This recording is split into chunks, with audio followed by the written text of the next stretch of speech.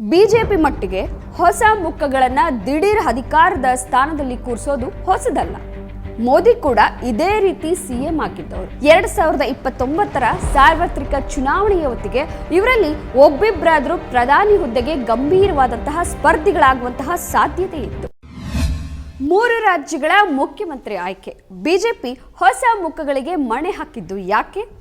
BJP ತನ್ನನ್ನು ತಾನು the party with difference ಅಂತ ಕರೆದುಕೊಳ್ಳುತ್ತೆ. ಅದನ್ನ ಸಮರ್ಥನೆ ಮಾಡಲೆಂಬಂತೆ ಇತ್ತೀಚಿನ ಚುನಾವಣೆಯಲ್ಲಿ ಭರ್ಜರಿ ಜಯಗಳಿಸಿದ 3 ಹಿಂದಿ ಭಾಷಿಕ ರಾಜ್ಯಗಳಲ್ಲಿ ಹೊಸಬರನ್ನ ಮುಖ್ಯಮಂತ್ರಿಗಳನ್ನಾಗಿ ಆಯ್ಕೆ ಮಾಡಿ ಎಲ್ಲರನ್ನ ಅಚ್ಚರಿಗೊಳಿಸಿದೆ. ಆದರೆ ಪಕ್ಷವು ಹೀಗೆ ಹೊಸ ಮುಖಗಳಿಗೆ ಮಣೆ ಹಾಕಿರುವುದರ ಹಿಂದೆ ಹೈಕಮಾಂಡ್ನ ಹಲವು ಲೆಕ್ಕಾಚಾರಗಳಿವೆ. ಮಧ್ಯಪ್ರದೇಶ, ರಾಜಸ್ಥಾನ, ಛತ್ತೀಸ್ಗಢ ರಾಜ್ಯಗಳಲ್ಲಿ ಬಿಜೆಪಿ ನಿರೀಕ್ಷೆಗೂ ಮೀರಿದ ಸಾಧನೆಯನ್ನ ಮಾಡಿದೆ. ಆದರೆ ಗೆದ್ದಷ್ಟೇ ವೇಗವಾಗಿ ಅವರಿಗೆ ಮುಖ್ಯಮಂತ್ರಿಗಳನ್ನ ಆಯ್ಕೆ ಮಾಡೋದಕ್ಕೆ ಸಾಧ್ಯವಾಗಲಿಲ್ಲ. ಕಾಂಗ್ರೆಸ್ ಶರವೇಗದಲ್ಲಿ ತೆಲಂಗಾಣದಲ್ಲಿ ರೇವಂತ್ ರೆಡ್ಡಿಯನ್ನ ಮುಖ್ಯಮಂತ್ರಿಯನ್ನಾಗಿ ಆಯ್ಕೆ ಮಾಡಿ ಅವರು ಸರ್ಕಾರವನ್ನು ಕೂಡ ರಚಿಸಿ 2 ಗ್ಯಾರಂಟಿಗಳನ್ನು ಜಾರಿ ಮಾಡಿದ್ರು. ಬಿಜೆಪಿ ತಾನು ಗೆದ್ದಿದ್ದಂತಹ 3 ರಾಜ್ಯಗಳಲ್ಲಿ ಮುಖ್ಯಮಂತ್ರಿಗಳನ್ನ ಆಯ್ಕೆಯೇ ಮಾಡಿರಲಿಲ್ಲ. ಮಧ್ಯಪ್ರದೇಶದಲ್ಲಿ ಬಿಜೆಪಿ 15 ವರ್ಷಕ್ಕೂ ಹೆಚ್ಚು ಕಾಲದಿಂದ ಅಧಿಕಾರದಲ್ಲಿದೆ. ಈ ಬಾರಿ ಮತ್ತೆ ಅಧಿಕಾರವನ್ನು ಉಳಿಸಿಕೊಂಡಿದೆ. ಇದು ಸಾಧ್ಯವಾಗಿದ್ದು ಶಿವರಾಜ್ ಸಿಂಗ್ ಚೌಹಾಣ್ ಅವರ ಲಾಡ್ಲಿ ಬೆಹನಾ ಯೋಜನೆ ಸೇರಿದಂತೆ ಹಲವು ಜನಪ್ರಿಯ ಕಲ್ಯಾಣ ಕಾರ್ಯಕ್ರಮಗಳಿಂದ. ಹಾಗಾಗಿ ಅವರಿಗೆ ಮತ್ತೆ ಮುಖ್ಯಮಂತ್ರಿ ಪಟ್ಟ ಸಿಗೋದು ನಿಶ್ಚಿತ ಅಂತ ಹೇಳಲಾಗಿತ್ತು. ಆದರೆ ಬಿಜೆಪಿ ಹೈಕಮಾಂಡ್ ಮೋಹನ್ ಯಾದವ್ ಅವರನ್ನ ಸಿಎಂ ಆಗಿ ಆಯ್ಕೆ ಮಾಡಿದೆ. ಮೋಹನ್ ಯಾದವ್ ಅವರ ಆಯ್ಕೆಗೆ ಜಾತಿಯು ಕೂಡ ಒಂದು ಮುಖ್ಯ ಕಾರಣ. ಮೋಹನ್ ಯಾದವ್ ಹಿಂದುಳಿದ ವರ್ಗದವರು. ಯಾದವ ಜಾತಿಗೆ ಸೇರಿದವರನ್ನ ಮುಖ್ಯಮಂತ್ರಿಯನ್ನಾಗಿಸುವ ಮೂಲಕ ಮಧ್ಯಪ್ರದೇಶದಲ್ಲಿ ಅಷ್ಟೇ ಅಲ್ಲದೆ ಉತ್ತರ ಪ್ರದೇಶ, ಬಿಹಾರ ರಾಜ್ಯಗಳಲ್ಲಿ ಗಮನಾರ್ಹ ಸಂಖ್ಯೆಯಲ್ಲಿರುವ ಯಾದವರ ಮತಕ್ಕೆ ಬಿಜೆಪಿ ಗಾಳವನ್ನ ಹಾಕಿದೆ.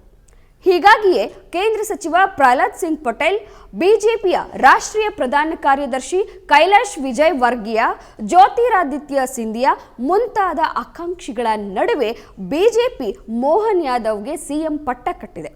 ಅವರ ಜೊತೆಗೆ 2 ಉಪಮುಖ್ಯಮಂತ್ರಿಗಳಿದ್ದು, ಜಗದೀಶ್ ದೇವ ದಲಿತ ಸಮುದಾಯದವರಾಗಿದ್ದಾರೆ, ರಾಜೇಂದ್ರ ಶುಕ್ಲಾ ಬ್ರಾಹ್ಮಣರಾಗಿದ್ದಾರೆ. ರಾಜಸ್ಥಾನದಲ್ಲಿ ರಾಜ ಕುಟುಂಬದ ವಸುಂಧರ ರಾಜೆ, ಅವರ ಸಂಬಂಧಿ ದಿಯಾ ಕುಮಾರಿ, ಬಾಬಾ ಬಾಲಕನಾಥ ಹಾಗೂ ಕೇಂದ್ರ ಸಚಿವರಾಗಿದ್ದ ಗಜೇಂದ್ರ ಸಿಂಗ್ ಶೇಖಾವತ್ ಇವರ ಪೈಕಿ ಯಾರಾದರೂ ಒಬ್ಬರಿಗೆ ಮುಖ್ಯಮಂತ್ರಿ ಪಟ್ಟವನ್ನ ಕಟ್ಟಬಹುದು ಅನ್ನುವಂತಹ ನಿರೀಕ್ಷೆಯೂ ಇತ್ತು. ಎಲ್ಲ ನಿರೀಕ್ಷೆಗಳನ್ನ ಹುಸಿ ಮಾಡಿರುವಂತಹ ಬಿಜೆಪಿಯ ಹೈಕಮಾಂಡ್ ಭಜನ್ ಲಾಲ್ ಶರ್ಮಾ ಅವರನ್ನ ಸಿಎಂ ಗಾದಿಯಲ್ಲಿ ಕೂರಿಸಿದೆ. ವಿಶೇಷ ಅಂದರೆ ಶರ್ಮಾ ಅವರು ಇದೇ ಮೊದಲ ಬಾರಿಗೆ ಶಾಸಕರಾಗಿ ಆಯ್ಕೆಯಾಗಿರುವಂಥದ್ದು. ರಾಜಸ್ಥಾನದಲ್ಲಿ ಬ್ರಾಹ್ಮಣರ ಮತಗಳು ಹೆಚ್ಚಾಗಿದ್ದು ಅದನ್ನು ಗಮನದಲ್ಲಿ ಇಟ್ಕೊಂಡೇ ಬಿಜೆಪಿ ವರಿಷ್ಠರು ಬ್ರಾಹ್ಮಣ ಸಮುದಾಯದ ಶರ್ಮಾ ಅವರನ್ನು ಮುಖ್ಯಮಂತ್ರಿಯನ್ನಾಗಿ ಆಯ್ಕೆ ಮಾಡಿದ್ದಾರೆ. ಇವರ ಜೊತೆಗೆ ರಜಪೂತ ಸಮುದಾಯದ ದಿಯಾ ಕುಮಾರಿ ಹಾಗೂ ದಲಿತ ಸಮುದಾಯದ ಪ್ರೇಮಚಂದ ಭೈರವ ಅವರನ್ನ ಉಪಮುಖ್ಯಮಂತ್ರಿಗಳನ್ನಾಗಿ ಆಯ್ಕೆ ಮಾಡಿದೆ. ಇಲ್ಲೂ ಕೂಡ ಜಾತಿ ಬಹಳ ಮುಖ್ಯ ಪಾತ್ರವನ್ನು ವಹಿಸಿದೆ. ಛತ್ತೀಸ್ಗಢದಲ್ಲೂ ಕೂಡ ಬಿಜೆಪಿ ವರಿಷ್ಠರು ಭಿನ್ನ ತಂತ್ರಗಾರಿಕೆಯನ್ನ ಮಾಡಿದ್ದು, ಬುಡಕಟ್ಟು ಸಮುದಾಯದ ವಿಷ್ಣುದೇವ್ ಸಾಯ್ ಕೂಡ ಅನಿರೀಕ್ಷಿತ ಆಯ್ಕೆಯೇ. ಅಲ್ಲಿ ಮುಖ್ಯಮಂತ್ರಿ ರೇಸ್ನಲ್ಲಿ ಮಾಜಿ ಮುಖ್ಯಮಂತ್ರಿ ರಮಣ್ ಸಿಂಗ್, ರೇಣುಕಾ ಸಿಂಗ್, ಬಿಜೆಪಿಯ ರಾಜ್ಯ ಘಟಕದ ಅಧ್ಯಕ್ಷ ಅರುಣ್ ಸಾವೋ ಮುಂತಾದವರಿದ್ದರು. ಅವರ ಜೊತೆಗೆ ಒಬಿಸಿ ಸಮುದಾಯದ ಅರುಣ್ ಸಾವೋ ಹಾಗೂ ಬ್ರಾಹ್ಮಣ ಸಮುದಾಯದ ವಿಜಯ್ ಶರ್ಮಾ ಡಿಸಿಎಂಗಳಾಗಿದ್ದಾರೆ. 3 ರಾಜ್ಯಗಳ ಮುಖ್ಯಮಂತ್ರಿಗಳು ಪಕ್ಷದಲ್ಲಿ ಶಿವರಾಜ್ ಸಿಂಗ್ ಚೌಹಾಣ್, ವಸುಂಧರಾ ರಾಜೆ, ರಮಣ್ ಸಿಂಗ್ ಅವರ ನಂತರದ ತಲೆಮಾರಿನ ನಾಯಕತ್ವವನ್ನು ಪ್ರತಿನಿಧಿಸ್ತಾ ಇದ್ದಾರೆ. ಅನುಭವಸ್ಥರ ಅಲ್ಲ ಅನ್ನೋ ಕಾರಣಕ್ಕೆ ಇವರೆಲ್ಲರೂ ಹೈಕಮಾಂಡ್ ಹೇಳಿದಂತೆ ಕೇಳ್ಕೊಂಡಿರ್ತಾರೆ ಅನ್ನುವಂಥದ್ದು ಬಿಜೆಪಿ ವರಿಷ್ಠರ ಲೆಕ್ಕಾಚಾರ. ಬಿಜೆಪಿ ಹೈಕಮಾಂಡ್ ಈ 3 ರಾಜ್ಯಗಳ ಮುಖ್ಯಮಂತ್ರಿಗಳ ಆಯ್ಕೆಯಲ್ಲಿ ಹಲವು ತಂತ್ರಗಳನ್ನು ಅಳವಡಿಸಿಕೊಂಡಿದೆ. ಒಂದೇ ಕಲ್ಲಿನಲ್ಲಿ ಹಲವು ಪಕ್ಷಿಗಳನ್ನು ಹೊಡೆದಿದೆ. ಪಕ್ಷದಲ್ಲಿ ಸ್ಥಳೀಯ ಮಟ್ಟದಲ್ಲಿ ನಾಯಕತ್ವವೇ ಇರಬಾರದು, ರಾಜ್ಯಗಳ ಮುಖಂಡರು ಚುನಾವಣೆ ಮತ್ತಿತರ ಸಂದರ್ಭಗಳಲ್ಲೆಲ್ಲ ಕೇಂದ್ರ ನಾಯಕತ್ವದ ಕಡೆ, ಅದರಲ್ಲೂ ಮುಖ್ಯವಾಗಿ ಮೋದಿಯವರ ಕಡೆ ನೋಡಬೇಕು ಅನ್ನುವಂತಹ ಲೆಕ್ಕಾಚಾರ ಇದರ ಹಿಂದಿದೆ. ಅಂದರೆ ಪಕ್ಷದಲ್ಲಿ ಸ್ಥಳೀಯ ನಾಯಕರನ್ನ ವ್ಯವಸ್ಥಿತವಾಗಿ ಮೂಲೆ ಗುಂಪಾಗಿಸುವಂತಹ ಪ್ರಯತ್ನ ಇದು. ಇದರಲ್ಲಿ ಇನ್ನೊಂದು ತಂತ್ರಗಾರಿಕೆಯೂ ಇದೆ. ಪಕ್ಷದಲ್ಲಿ ಮಾಸ್ ಲೀಡರ್ಗಳು ತಲೆ ಎತ್ತದಂತೆ ನೋಡಿಕೊಳ್ಳುವಂಥದ್ದು. ಬಿಜೆಪಿಯಲ್ಲಿ ಇಂದು ಜನರೊಂದಿಗೆ ನೇರ ಸಂಪರ್ಕವನ್ನು ಹೊಂದಿರುವಂತಹ ಕೆಲವು ನಾಯಕರು ಉಳಿದುಕೊಂಡಿದ್ದಾರೆ. ಅಂಥವರ ಪೈಕಿ ಒಬ್ಬರಾದ ವಸುಂಧರಾ ರಾಜೆ 2 ಬಾರಿ ಸಿಎಂ ಆಗಿದ್ರು. ರಮಣ್ ಸಿಂಗ್ ಕೂಡ ಅಷ್ಟೇ 2 ಬಾರಿ ಸಿಎಂ ಆಗಿದ್ದಂಥವ್ರು. ಇಬ್ಬರನ್ನ ಮತ್ತೆ ಮುಖ್ಯಮಂತ್ರಿಗಳನ್ನಾಗಿ ಮಾಡಿದರೆ ಪಕ್ಷದಲ್ಲಿ ಅವರ ಇಮೇಜ್ ದೊಡ್ಡದಾಗಿ ಬೆಳೀತಾ ಇತ್ತು.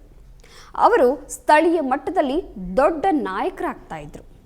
ವಯಸ್ಸಿನಲ್ಲಿ ಇವರಿಬ್ಬರಿಗಿಂತ ಚಿಕ್ಕವರಾದಂತಹ ಶಿವರಾಜ್ ಸಿಂಗ್ ಚೌಹಾಣ್ ಅವರದ್ದು ಕೂಡ ಇದೇ ಕತೆ. ಚೌಹಾಣ್ ಅವರಿಗೆ ಈಗ ಇನ್ನು ಕೇವಲ 64 ವರ್ಷ.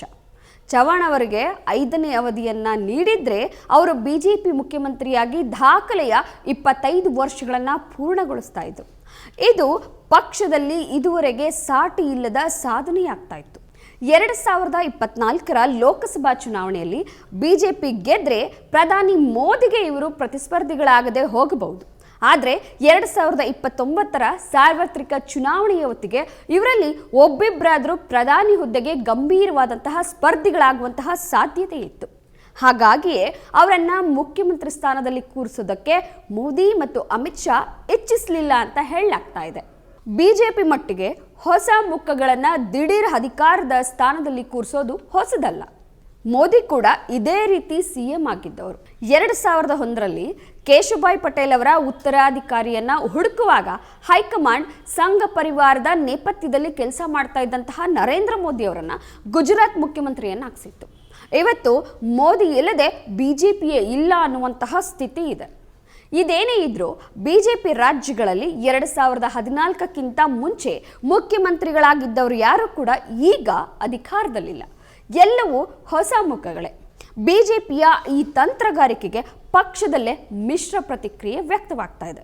ಇದನ್ನ ಜನ ಹೇಗೆ ಸ್ವೀಕರಿಸ್ತಾರೆ ಅನ್ನೋದು ಭವಿಷ್ಯದಲ್ಲಿ ತಿಳಿಯಲಿದೆ.